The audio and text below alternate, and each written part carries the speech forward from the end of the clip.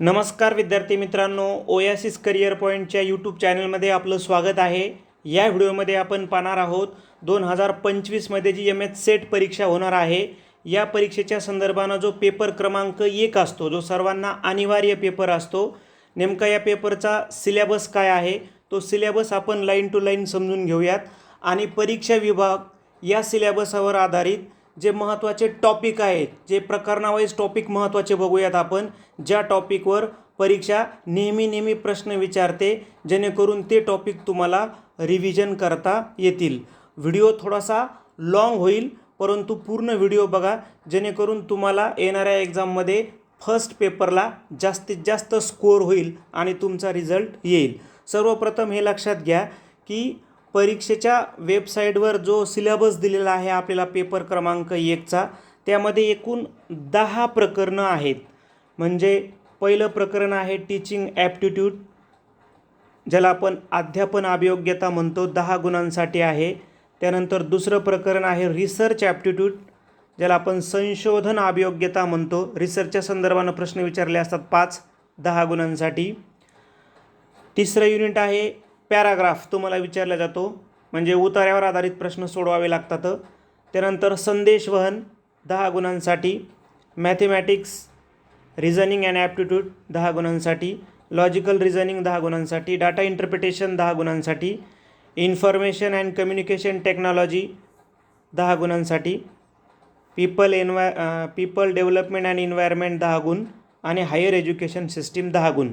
बघा, हे जे 10 प्रकरणं दिलेत, यामध्ये एखादं प्रकरण काठिण्य पातळीचं आहे म्हणून त्याला जास्त वेळ द्यावा किंवा कमी वेळ द्यावा हे महत्त्वाचं नाही, आणि एकाच प्रकरणाचा अभ्यास देखील करणं महत्त्वाचं नाही. आपल्याला किमान एखादं प्रकरण जर काठिण्य पातळीचं असेल तर आपल्याला 2 ते 3 प्रश्न तिथं कव्हर करता आला पाहिजे, हा दृष्टिकोन ठेवायचा आहे. आता आपण प्रकरणावाईज जो सिलेबस दिलेला आहे तो सिलेबस एकदा वाचून घेऊयात आणि मग त्यावर आधारित कोणते महत्त्वाचे टॉपिक करायचे आहेत. कारण आपण काय केलं आहे, फक्त सिलेबसच बघत नाही आहेत, तर आपण या अगोदर 2011 ते 2024ला झालेले जे पेपर आहेत पेपर क्रमांक 1चे, म्हणजे एकूण 13 वर्षाचे पेपर आपण ॲनलाईज केले.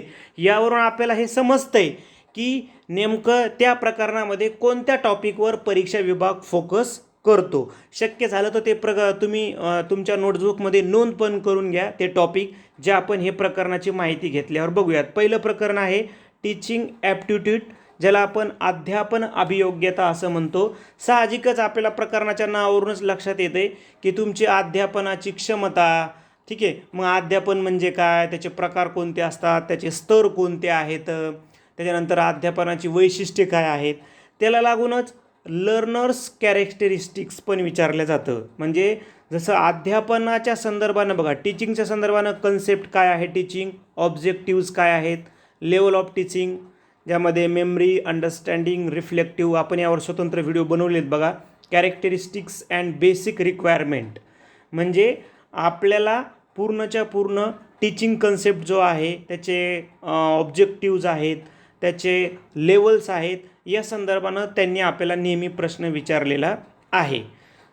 त्याचबरोबर जे अध्ययनार्थी आहेत त्यांच्या संदर्भानं त्यांची वैशिष्ट्ये, अध्ययन, कन्सेप्ट, अध्ययनावर परिणाम करणारे घटक, मग तसं अध्यापनावर परिणाम करणारे घटक, या टॉपिकचा आपल्याला अभ्यास करायचा आहे.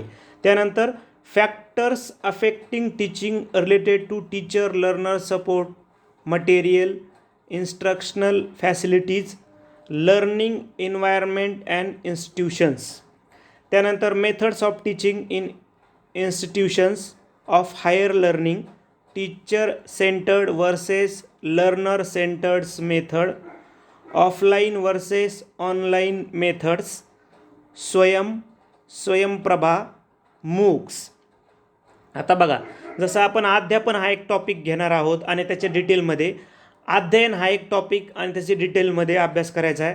त्यानंतर आपल्याला ज्या मेथड्स आहेत टीचिंगच्या, त्या आपल्याला मग शिक्षक केंद्री, विद्यार्थी केंद्री, ऑनलाईन, ऑफलाईन, म्हणजे डिटेलमध्ये मेथडचा तुम्हाला अभ्यास करावा लागेल. ज्यांचं D.Ed आणि B.Ed झालेलं आहे त्यांनी त्या अध्यापनशास्त्राच्या बुकमधून मेथडचे जे काही जेवढे प्रकार आहेत विविध, त्या आपल्याला अभ्यासावे लागणार आहेत. त्यानंतर teaching support system, traditional, modern and ICT. आता टीचिंगमध्ये जे साधनं आहेत अध्यापनाची, मग त्याच्यामध्ये पारंपरिक साधनं, आधुनिक साधनं, संगणकाचा अध्यापनामध्ये वापर या संदर्भानं त्यांनी आपल्याला प्रश्न क्रिएट केलेले असतात. आणि शेवटचा मुद्दा आहे इव्हॅल्युएशन सिस्टीम काय आहे, मूल्यमापनावर आधारित प्रश्न विचारलेले असतात. बघा याचा PDF मी तुम्हाला म्हणजे ओरिजिनल PDF टाकलेला आहे जो परीक्षा विभागाने दिलेला आहे. परंतु पहिल्या प्रकरणावर आपल्याला एवढं लक्षात येतं की नेमका अभ्यास काय करायचा आहे पहिल्या प्रकरणामध्ये. तर तुम्ही बघा आपण मागील प्रश्नपत्रिका ॲनालाइज केल्या, आता आपण सिलेबस वाचून घेतला, यावरून आपल्याला पहिलं प्रकरण आहे जे आपल्याला 10 गुणांसाठी विचारलं जातं, त्यावरून आपल्याला असं लक्षात येतं की किमान आपल्याला अध्यापन प्रोसेस अभ्यासावी लागेल. त्याच्यानंतर त्याचे स्तर, अध्यापनाचे जे मुख्य 3 स्तर आहेत यावर आपण स्वतंत्र व्हिडिओ बनवलेला आहे. अध्यापनाची तत्व, अध्यापनाची वैशिष्ट्य आणि अध्यापनावर परिणाम करणारे घटक यावर आपल्याला हमखास एक प्रश्न तुम्हाला विचारलेला असतो किंवा अध्ययनावर प्रश्न विचारलेला असतो. मग अध्ययन प्रक्रिया, त्याचे स्तर, तत्वे, वैशिष्ट्य, परिणाम करणारे घटक यावर देखील आपल्याला प्रश्न विचारलेला असतो. विविध अध्यापन पद्धती आणि विविध अध्ययन पद्धती म्हणजे अध्यापन पद्धतीवर जर प्रश्न विचारला तर मग अध्ययन पद्धती ते काय करतात पुढच्या वेळेस विचारतात. म्हणून जेवढ्या अध्यापन पद्धती आहेत तर तुम्हाला अध्यापनशास्त्रामध्ये पॅडागॉजीचा अभ्यास करत असताना बघा D.Ed B.Ed ज्या विद्यार्थ्यांचं झालं, M.Ed ज्या विद्यार्थ्यांचं झालं त्यांना हे माहिती आहे. परंतु ज्यांचं झालं नसेल त्यांनी पण बुकमधून कव्हर करा, विविध अध्यापन पद्धती करा आणि जेवढ्या अध्ययन पद्धती आहेत तेवढ्या पण आपण करणं अपेक्षित आहे. अध्यापनाची साधने जसं आपण पाहिलं की टीचिंग करत असताना कोणकोणती महत्त्वाची साधनं आहेत, मग पारंपरिक साधनं कोणती येतं, आधुनिक साधनं कोणती येतं, त्याचबरोबर टीचिंग करत असताना अलीकडचे जे सोशल मीडिया आहे किंवा कम्प्युटर आहे त्याचा कसा फायदा होतो या संदर्भानं ते प्रश्न आपल्याला क्रिएट करू लागले आहेत. त्यानंतर शिक्षकाची, प्राध्यापकाची वैशिष्ट्ये काय असायला पाहिजेत या संदर्भानं देखील एक तुम्ही जो काही टॉपिक आहे तो वाचन करून जा. आणि सर्वात महत्त्वाचा जो हमखास तुम्ही जर मागील 12 वर्षाच्या प्रश्नपत्रिका, 13 वर्षाच्या प्रश्नपत्रिका जर काढल्या तर प्रत्येक इयरला तुम्हाला फिक्स विचारलं आहे मूल्यमापन प्रक्रिया, फिक्स विचारलेला आहे. म्हणजे मूल्यमापनाच्या एक तर प्रक्रियावर विचारतील, एक तर वैशिष्ट्ये विचारतील, एक तर प्रकारावर विचारतील, पण विचारतील. आलं लक्षात. म्हणजे तुम्ही जर बघितलं तर किती टॉपिक आले, 1 2 3 4 5 6 7, तर 7 पैकी हमखास यावर 5 प्रश्न तुम्हाला विचारणारच आहेत.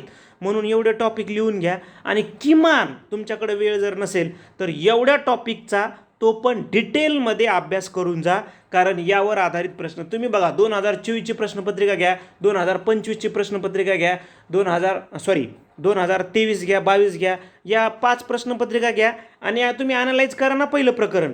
तुम्हाला लक्षात येईल की अरे एक अध्यापन स्तरावर विचारला आहे, एक अध्यापनाच्या संदर्भानं विचारला आहे, अध्यापन पद्धतीच्या संदर्भानं विचारला आहे, एक अध्ययन पद्धतीच्या संदर्भानं विचारला आहे, एक विविध साधनांच्या संदर्भानं विचारला आहे, टीचिंग एडच्या संदर्भानं, एक प्राध्यापक शिक्षकांचे वैशिष्ट्याच्या संदर्भानं विचारला आहे, एक मूल्यमापनाच्या संदर्भानं विचारला आहे. तुम्हाला लक्षात येईल की या टॉपिकवरच आधारित ते आपल्याला प्रश्न क्रिएट करतात.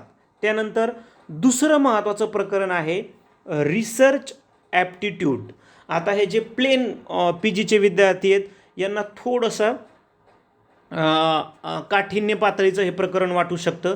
परंतु ज्यांचं B.Ed झालं त्यांना कृती संशोधनामध्ये हा पार्ट होता आणि D.Edला बी थोडा संदर्भ त्याचा येऊन जातो आहे आणि M.Edला तर भरपूरच. M.Ed आणि MPhil आणि PhD जे करतायत त्यांच्यासाठी पैकीची पैकी मार्क्स देणारा हा टॉपिक आहे. ठीक आहे. त्यामध्ये काय बघा, research meaning, type and characteristics, positivism in post positivistic approach in research. ठीक आहे. त्यानंतर methods of research, experimental, descriptive, historical, qualitative and quantitative methods, steps of research, thesis and article writing, format and style of referencing, application of ICT in research आणि research ethics.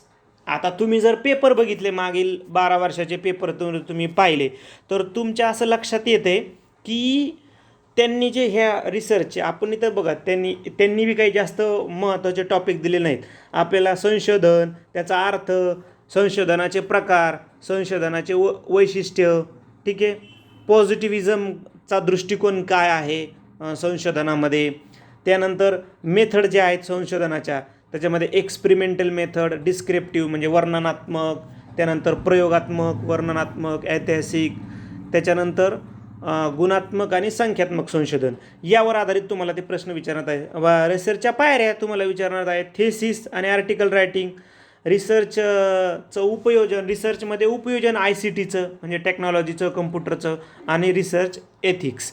मग आता आपल्याला असं लक्षात येतं की हा जो सिलेबस दिलेला आहे ह्या सिलेबसवरून आपल्याला असं लक्षात येतं की कोणते महत्त्वाचे टॉपिक करू शकतो आपण. प्रकरण क्रमांक 2 मधील संशोधन, त्याचा अर्थ, वैशिष्ट्य आणि संशोधनाचे प्रकार यावर आधारित तुम्हाला एक प्रश्न हमखास विचारलेला असतो. संशोधनाच्या पायऱ्या, मग आता डिटेलमध्ये प्रस्तावनेपासून, संशोधनाचं शीर्षकापासून तर पार रेफरन्सपर्यंत म्हणजे जे तळटीप काय आहे, संदर्भ ग्रंथ काय आहे, ठीक आहे, म्हणजे डिटेलमध्ये मग संशोधनाच्या पायऱ्या, गृहीतके काय आहेत, परिकल्पना काय आहेत, उद्दिष्टे काय आहेत संशोधनाचे, हे डिटेलमध्ये तुम्हाला याचा अभ्यास, यावर आधारित एक प्रश्न त्यांनी आपल्याला क्रिएट केलेला असतो. संशोधन आराखडा आणि संशोधन पेपर यावर एक प्रश्न विचारलेला असतो. संशोधन इथिक्सवर पण प्रश्न विचारतात. संशोधनामध्ये ICTचा वापर आणि थोडंसं संख्याशास्त्र, ठीक आहे, याच्यामध्ये अजून एक ॲड करावं लागेल आपल्याला, संख्याशास्त्र म्हणजे कोरिलेशनचा वापर कसा होतो संशोधनामध्ये, मिड मोड मिडियनचा वापर कसा होतो संशोधनामध्ये, या संदर्भाने एक तुम्हाला त्यांनी एक प्रश्न क्रिएट केलेला असतो. आणि ICT याचा अर्थ मग विविध सॉफ्टवेअर्स कसे यूज करतात रिसर्चमध्ये, ठीक आहे, या संदर्भानं तुम्हाला प्रश्न विचारलेला असतो. म्हणून संशोधन करताना किमान एवढे टॉपिक आपण अभ्यासणं गरजेचं आहे. त्यानंतर प्रकरण 3 हा उतारा आहे. बघा, यावर आधारित आपण एक स्वतंत्र व्हिडिओ बनवू की नेमका उतारा कसा सोडवायचा आहे. एक ओल्ड व्हिडिओ आहे 2024च्या संदर्भानं बनवलेला, तो जरी यूज केला तुम्ही आपल्या चॅनलवर जाऊन तरी पण तुम्हाला चांगल्या प्रकारे उतारा सोडवता येईल. वेळ मिळाल्यास आपण परत एक व्हिडिओ बनवण्याचा प्रयत्न करूयात. त्यानंतर हे ठीक आहे, याचा तुम्हाला उतारा कसा सोडायचा काय या संदर्भानं बोलूयात पुढे. त्यानंतर संदेशवहन, कम्युनिकेशन, खूप इझी प्रकरण आहे बघा, पैकीची पैकी मार्क्स देणारं प्रकरण आहे. त्यांनी सिलेबसमध्ये पण खूप कमी विचारलं आहे. म्हणजे ॲज अन ॲव्हरेज जे कॉमर्सचे स्टुडंट आहेत त्यांना हे प्रकरण येऊन गेलेलं असतं. जे लँग्वेजचे स्टुडंट आहेत, ज्यांचं स्पेशल लँग्वेज आहे कम्युनिकेशन लँग्वेज, त्यांना पण हे येऊन गेलेलंच आहे. अप्रत्यक्षरित्या येऊन गेलं आहे. डायरेक्ट सिलेबस थोडासा तुम्हाला ऑड वाटू शकतो. काय सिलेबसमध्ये दिलं आहे, कम्युनिकेशन कन्सेप्ट आहे, त्याचा अर्थ, types and characteristics of communication, त्याचे प्रकार आणि त्याचं वैशिष्ट्य आहेत कोणकोणती, इफेक्टिव्ह कम्युनिकेशन, प्रभावी संप्रेषण करण्यासाठी काय महत्त्वाचं आहे, कम्युनिकेशन, बघा ते पर्यायी शब्द आहेत हां, संदेशवहन, त्यालाच तुम्ही संप्रेषण म्हणतात, लक्षामध्ये, संदेशवहन, संप्रेषण, कम्युनिकेशन, खूप सारे मराठीमध्ये पर्यायी नावं त्याला दिलेले आहेत. यामधला दुसरा टॉपिक आहे बघा, effective communication, verbal and non verbal, inter culture and group communication, classroom communication. बघा, जसं दिलं आहे ना तेवढे जरी आपण टॉपिक केलं, आता शाब्दिक आणि अशाब्दिक, तोंडी आणि लेखी त्याच्यामध्ये येईल मग, ठीक आहे, आंतरसांस्कृतिक आणि गटसंज्ञा पण त्याच्यामध्ये येईल. त्याच्यानंतर काय म्हणतो तो, कम्युनिकेशन, क्लासरूम कम्युनिकेशन, वर्ग संप्रेषण, ठीक आहे, वर्ग संप्रेषण हा एक स्वतंत्र टॉपिक आहे, आपण स्वतंत्र व्हिडिओ बनवला आहे.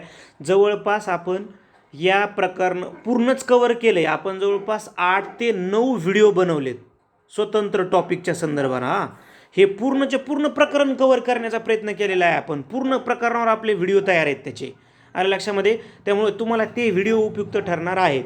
Mass media, society, barriers of effective communication, प्रभावी संप्रेषणामध्ये कोणकोणते अडथळे आहेत, म्हणजे थोडक्यामध्ये या प्रकरणाचा सिलेबस पाहिल्यानंतर आपल्याला असं लक्षात येतं की काय महत्त्वाचं करायचं आहे, बघा काय काय करायचं आहे आणि कोणत्या टॉपिकवर त्यांनी आपल्याला प्रश्न विचारले. तर संप्रेषणाचा अर्थ आणि वैशिष्ट्य हे टॉपिक व्यवस्थित करून द्यायचं आहे. कधी कधी व्याख्येवर प्रश्न विचारलेत बघा, त्यांनी काय केले, व्याख्या विचारल्यात. आता त्याला चॅलेंज नाही, व्याख्या पाठ असायलाच पाहिजे, याच्यामध्ये काही लॉजिक नाही. त्यामुळं तुम्ही 1-2 जे काही तज्ज्ञ आहेत कम्युनिकेशनच्या व्याख्या बुक्समधून रेफर्स करून व्याख्या तुम्ही 2-3 बघून घेऊ शकता, ठीक आहे. संप्रेषण अर्थ, त्यानंतर वैशिष्ट्य, व्याख्या यावर आधारित ते प्रश्न क्रिएट करतात. संप्रेषणाच्या प्रकारावर हमखास एक प्रश्न विचारलेला असतो. संशोधनाचे प्रकार देताना तरी ते फक्त असं म्हटले की व्हर्बल, नॉन व्हर्बल, इंटरकल्चर आणि ग्रुप कम्युनिकेशन, क्लासरूम कम्युनिकेशन, पण विचारताना ते डिटेलमध्ये संप्रेषणाचे प्रकार विचारतात आणि त्यावर आपण स्वतंत्र व्हिडिओ बनवलेला आहे. ठीक आहे, त्यामुळं तुम्हाला या प्रकरणात तरी किमान अडचण येणार नाही. प्रभावी वर्ग संप्रेषण यावर आपण स्वतंत्र व्हिडिओ बनवलेला आहे. मग प्रभावी वर्ग संप्रेषणाची वैशिष्ट्ये कोणती आहेत, कोणत्या प्रकारचं असतं, त्याच्यावर परिणाम करणारे घटक कोणते आहेत, प्रभावी वर्ग संप्रेषणासाठी शिक्षकाकडे कोणते गुणधर्म असायला पाहिजेत, या संदर्भानं तुम्हाला ते प्रश्न या टॉपिकच्या संदर्भानं क्रिएट करणार आहेत. बघा 5च टॉपिक आहेत, म्हणजे प्रत्येक टॉपिकवर एक एक प्रश्न ते तुम्हाला विचारतात. संप्रेषणातील अडथळे यावर आधारित प्रश्न विचारतात. मास मीडिया यावर आधारित ते तुम्हाला प्रश्न विचारतात. ठीक आहे, तर या संदर्भानं देखील करून जा. इथं तुम्हाला ॲक्टिव्ह प्रश्न त्यांनी विचारलेला असतो. म्हणजे मास मीडिया म्हणजे आता शब्द जरी दिलेला असला तर मग आता यूट्यूब आहे, तो त्याचा पार्ट आहे, रेडिओ आहे, दूरदर्शन आहे. मग आता रेडिओची स्थापना, दूरदर्शनची स्थापना, वृत्तपत्र आहेत. ठीक आहे, म्हणजे असे तुम्हाला पार त्याच्या हिस्टॉरिकल ॲप्रोचपर्यंत नेणारे तुम्हाला ते प्रश्न विचारू शकतात. त्यानंतर मॅथेमॅटिकल रिझनिंग अँड ॲप्टिट्यूड. आता गणिताच्या संदर्भानं बघा जवळपास 3 प्रकरणं आहेत. म्हणजे मॅथच्या संदर्भानं एक प्रकरण आहे, नंतर रिझनिंगच्या संदर्भानं म्हणजे IT च्या संदर्भानं अजून एक प्रकरण आहे, म्हणजे दुसरं प्रकरण आहे, आणि नंतर म्हणजे 5वं मॅथच्या संदर्भानं आहे, 6वं प्रकरण रिझनिंगच्या संदर्भानं आहे, आणि 7वं प्रकरण आहे डाटा इंटरप्रिटेशन, ते पण मॅथच्या संदर्भानं आहे. म्हणजे जवळपास 15 मार्क्सला मॅथ आणि रिझनिंग तुम्हाला विचारलेलं असतं. आता आपण मॅथच्या प्रकरणामध्ये म्हणजे प्रकरण 5वं जे आहे मॅथेमॅटिकल रिझनिंग अँड ॲप्टिट्यूड, याच्यामध्ये काय बघा, types of reasoning, number series, letter series, codes and relationship, mathematical aptitude, त्याच्यामध्ये fraction, time and distance, ratio, proportion and percentage, profit and loss, interest, discounting, average. हे झालं प्रकरण 5 मधील टॉपिक. नंतर प्रकरण 6 तर्कशास्त्रीय युक्तिवाद. ठीक आहे, त्यांनी हा सिलेबस दिलेला आहे. पण आपण ज्यावेळेस अभ्यास करू ना आणि आपण ज्यावेळेस मागील प्रश्नपत्रिका ॲनालाइज करू त्यावेळेस असं लक्षात येतं आपल्याला की ही दोन्ही प्रकरणामधली आपल्याला काय करून जायचं आहे. बघा, तुम्ही जर रिझनिंगमधलं करून जासाल तर तर्क व अनुमान फिक्स विचारले. कोणतीही प्रश्नपत्रिका उचला मागच्या 5 वर्षातली, फिक्स तर्क व अनुमानचा एक प्रश्न विचारला आहे म्हणजे विचारला आहे. आपण तर्क व अनुमानचे जवळपास 5 ते 7 व्हिडिओ बनवलेत स्वतंत्र. ते बघा, वेन आकृती आणि दिशा. बघा प्रत्येक वर्षी वेन आकृती विचारली आहे किंवा दिशा विचारली आहे. म्हणजे दिशा ज्ञान हा टॉपिक करून जा, नाहीतर मग वेन आकृती करून जा, दोन्हीही करून जा. कारण नाही दोन्हीपैकी एक हमखास विचारतात ना, मग करूनच जा ना 100%. मग काय अडचण आहे तुम्हाला. बघा तुम्ही सेटचा अभ्यास तुम्ही जर ॲनालाइज केलं ना सिलेबस आणि मागील प्रश्नपत्रिका, तर तुम्हाला जो फापट पसारा वाटतो, मॅथ किती म्हणजे मॅथमध्ये तर जवळपास 30 प्रकरणं असतात, रिझनिंगमध्ये 30 प्रकरणं असतात. अरे बाबा पण ते विचारत नाहीत ना. तुम्हाला काय विचारतात, तर्क व अनुमान फिक्स विचारतात. मग हेच करून जा ना. तुम्हाला विचारतात वेन आकृती, वेन आकृती क्लिअर करून जा. तुम्हाला विचारतात दिशा, दिशा करून जा. तुलना विचारतात, ठीक आहे, राजू संजूपेक्षा उंच आहे, संजू अंजूपेक्षा उंच आहे, किंवा मग मागे पुढे पहिला क्रमांक, याला जास्त मार्क मिळाले त्याला जास्त मिळाले, किंवा क्रम विचारतात. वाक्य, अनुमान, उपमान आणि तर्क. बघा हा टॉपिक थोडा हार्ड आहे. तुम्हाला जो इथं दिला आहे ना सिलेबसमध्ये, हा थोडी प्रमाणात, अनुमाना, उपमाना, हा टॉपिक थोडा हार्ड आहे आणि ते इयर वाईज विचारतात. तुम्ही जर बघितलं तर एकाच मार्कला विचारले त्यांनी, अनुमान ओळखा, उपमान कोणतं आहे, म्हणजे जे वाक्याचं प्रकार विचारतात ना, अनुमान, उपमान, तर्क, तर त्यावर आधारित प्रश्न ते एखादा प्रश्न तुम्हाला विचारू शकतात. परंतु हे तर फिक्सच आहे ना, हे तर फिक्सच आहे. याच्यामधलं अंकमालिका फिक्स आहे, संख्या मालिका फिक्स आहे, सहसंबंध कधी कधी विचारतात, संख्यांच्या प्रकारावर प्रश्न असतो, हस्तांदोलन असतं, श्रीडीवर असतो, त्याच्यानंतर कंस एक असतो बघा, कंस. आता हा काठिण्य पातळीचा प्रश्न असतो. संख्याचे प्रकार वाटतं तुम्हाला सोपं, परिमेय संख्या, पण त्या सिरीज देऊन त्यांनी काठिण्य पातळीचं गणित क्रिएट केलेलं असतं. बघा गणितामध्ये 2 प्रश्न काठिण्य पातळी आहेत पण 3 इझी आहेत आणि बुद्धिमत्तेमध्ये 5 पैकी 5 इझी आहेत. जर त्यांनी अनुमान उपमान जर विचारलं तर 4 तर फिक्स तुम्हाला येतात. आणि 4 कशावर येणार? तर्क व अनुमान, वेनाकृती, दिशा, तुलना आणि तार्किक क्रम. फिक्स 4 येणार म्हणजे येणार. त्याच्यामध्ये पण अजून प्लस संख्या मालिका नाही तर अंक मालिका, संख्या मालिका यावर विचारणार. म्हणजे याला वर्णमाला म्हणा तुम्ही, दोन्ही सेम झालं ते वर्णमाला म्हणा. म्हणजे कधी संख्यांची वर्णमाला विचारतात, संख्यांची मालिका विचारतात, कधी वर्णमालेची मालिका तुम्हाला विचारलेली असते. ठीक आहे.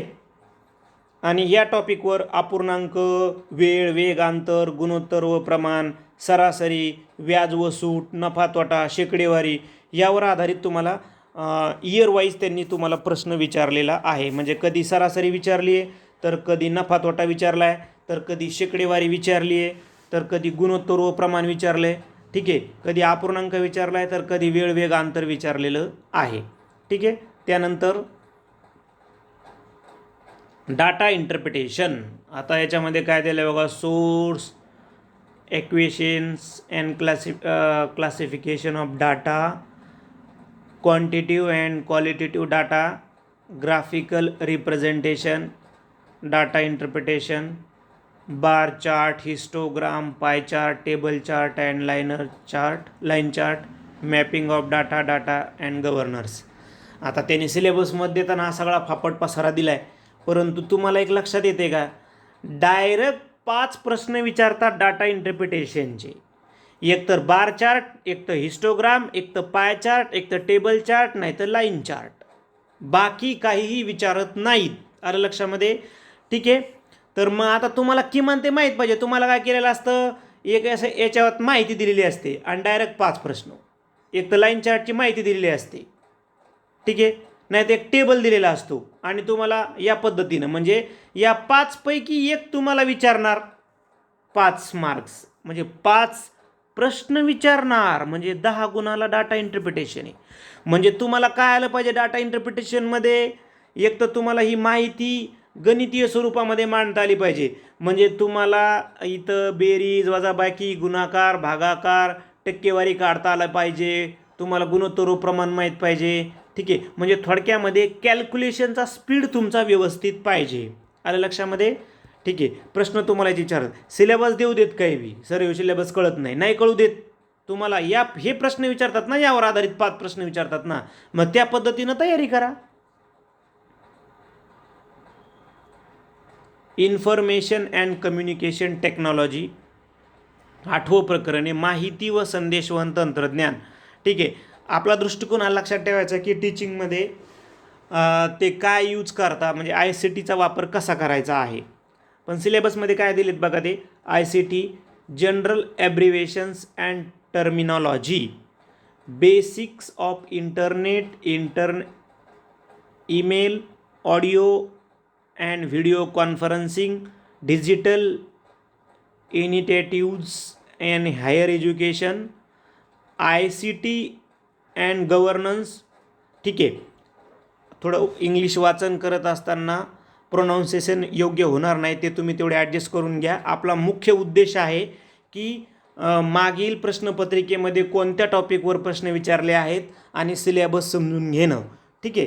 थोडंसं वाचताना प्रोनाऊन्सिएशनचं थोडं दुर्लक्ष करा आणि तुम्हाला हे PDF देतो आहे त्यामुळं तुम्हाला जास्त त्याची अडचण होणार नाही. ठीक आहे. तर फुल फॉर्म करायचे तर तुम्हाला कोणते ICTच्या संदर्भानं ते म्हणता येत नाही, तर जनरल ॲब्रिवेशन्स अँड टर्मिनॉलॉजी. ठीक आहे. तर ICTच्या संदर्भानं जेवढे फुल फॉर्म आहेत ते करून जा. एक फुल फॉर्म विचारलेलाच असतो. इंटरनेटच्या संदर्भानं, ईमेलच्या संदर्भानं प्रश्न क्रिएट करतात ते. विविध वेबसाईट गव्हर्नमेंटच्या, पोर्टल्स, डोमेन नेम सिस्टीम काय असते. ठीक आहे. .in कशासाठी वापरतात, .com कशासाठी वापरतात, gov. कशासाठी वापरतात, हे आपल्याला माहीत पाहिजे. संगणक आणि शिक्षणामध्ये संगणकाचा वापर काय आहे, आणि ICTचं बेसिक जे आहे ना, म्हणजे जनरल तुम्हाला कम्प्युटरचं विचारतील. ठीक आहे. Keyboard, hardware, software, input, device काय आहे, आउटपुट डिव्हाइस काय आहे, या संदर्भानं तुम्हाला माहिती घेऊन जायची आहे. किंवा थोडक्यामध्ये तुम्ही मागच्या 5 प्रश्नपत्रिका घ्या, त्याला ॲनलाईज करा प्रश्नपत्रिका, की नेमकं काय विचारले या 5 प्रश्न. त्यावरूनही तुम्हाला लक्षात येईल की नेमकं ते आपल्याला काय विचारतात. त्यानंतर लोक विकास आणि पर्यावरण खूप सारा सिलेबस दिला आहे बघा, त्यांनी 9व्या प्रकरणामध्ये खूप सारं दिलं आहे. पण आपण ज्यावेळेस हा सिलेबस वाचून घेऊया त्यावेळेस असं आपल्याला लक्षात येते की काय करून जायचं आहे पर्यावरणामध्ये. महत्त्वाचे करार, संस्था आणि परिषदा, ज्या महत्त्वाच्या परिषदा झाल्या टोटल करून जायच्या, टोटल महत्त्वाचे करार करून जायचे आणि टोटल इन्व्हायरमेंटच्या संदर्भानं काम करणाऱ्या ज्या संस्था आहेत त्या करून जायच्या आहेत. प्रदूषणाचे प्रकार, त्याची कारणं आणि परिणाम. प्रदूषण आणि मानवी आरोग्य, मानवी आरोग्यावर काय परिणाम होतो प्रदूषकांचा, प्रदूषणाचा, कोणते आजार होतात, कोणत्या प्रदूषकामुळे होतात, त्यावर उपाययोजना काय आहे आणि विविध घटना. ऊर्जा संसाधनं, प्रदूषण उपाययोजना. मग सरकारने काय उपाययोजना केल्या, सरकारनं विविध कायदे केले. मग वनसंवर्धन कायदा काय आहे, पर्यावरण संवर्धन कायदा काय आहे, प्लास्टिकच्या संदर्भानं कायदा काय आहे, ध्वनी प्रदूषणाच्या संदर्भानं कायदा काय आहे, या संदर्भानं तुम्हाला अभ्यास करून जायचा आहे. किंवा तुम्हाला जर हे खूप कमी वाटतंय तर इथं सिलेबस दिलेला आहे, याचं PDF या व्हिडिओच्या तुम्हाला आपल्या टेलिग्रामला उपलब्ध करून देतो आहे. पण हे आपण अंदाजी सांगत नाही आहेत. आपण काय केलं, मागील वर्षाच्या प्रश्नपत्रिका घेतल्या, त्या प्रश्नांना कॅटेगरीज केलं. आपल्याला असं वाटतं की यार ह्या एवढ्या टॉपिकमध्ये जाऊन बसतात ते सर्व प्रश्न पर्यावरणाचे, म्हणून हे टॉपिक काय करायचं आपण, तुम्ही जास्त रिव्हिजन करायचं आहे. त्यानंतर उच्च शिक्षण प्रणाली, institutions of higher learning and education in ancient India, evolution of higher learning and research in post independence India, oriental conventional and non conventional learning programmes in India, professional technical and skill based education, value education and environmental education, policies governors and administrations. हा दिलेला आहे प्रकरण 10चा syllabus. मग थोडक्यामध्ये तुम्ही काय करायचं आहे, तुम्ही प्राचीन आणि मध्ययुगीन शिक्षणावर एक प्रश्न विचारतात म्हणजे विचारतात.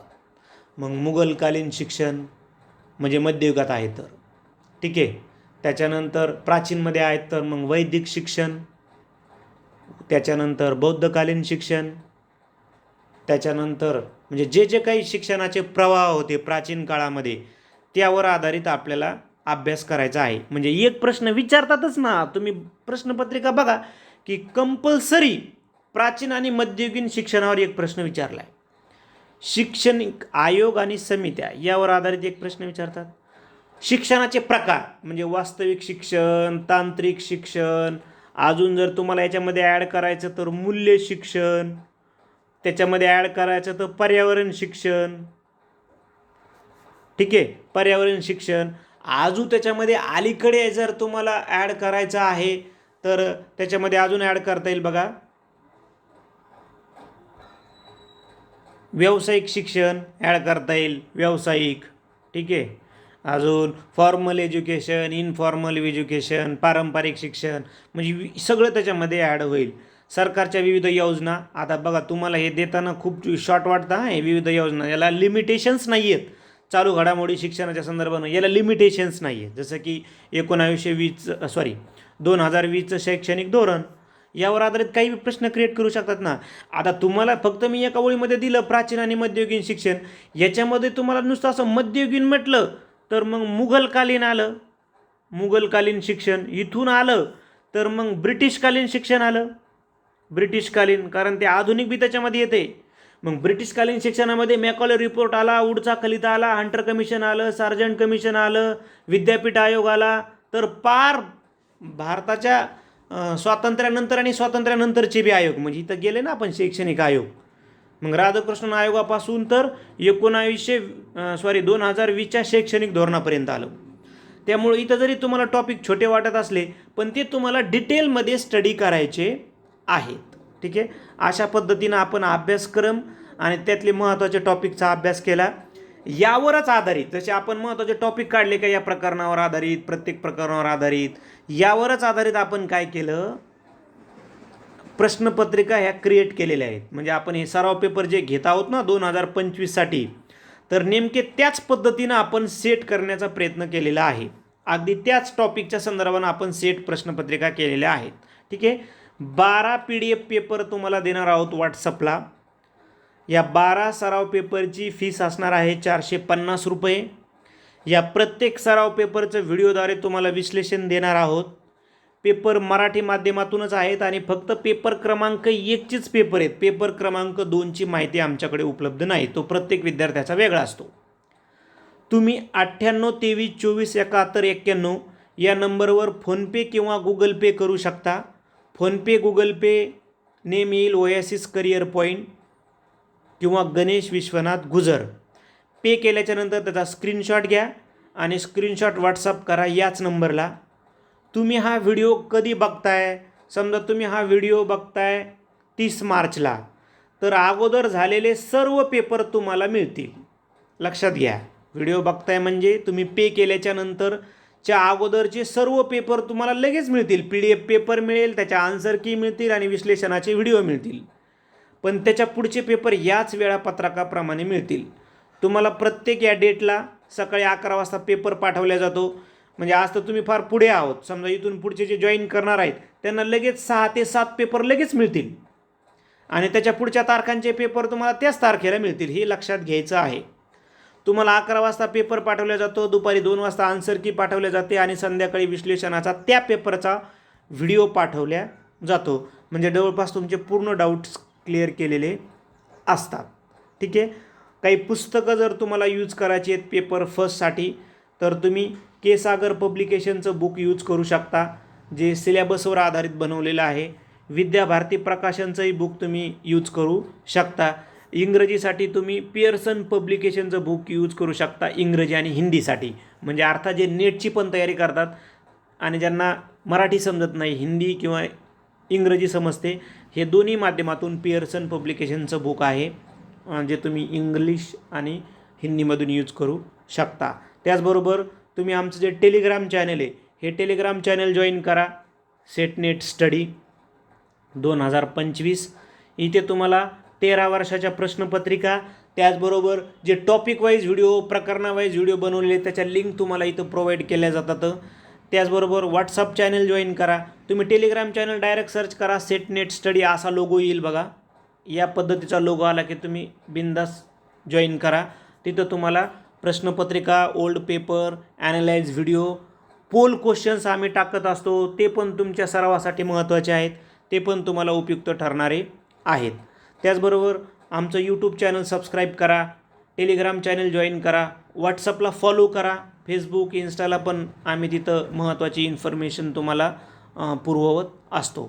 मला वाटतं हा व्हिडिओ तुमचे जे सर्व मित्र सेटची तयारी करतायत त्यांना हा व्हिडिओ पाठवा, जेणेकरून त्यांच्या मनामध्ये जे अभ्यासक्रमाच्या संदर्भानं जे खूप गुंतागुंत झाली होती ती निश्चितपणे हे टॉपिक केल्याच्यानंतर क्लिअर होईल आणि चांगल्या पद्धतीनं तुम्हाला फर्स्ट पेपरला मार्क्स मिळतील. धन्यवाद.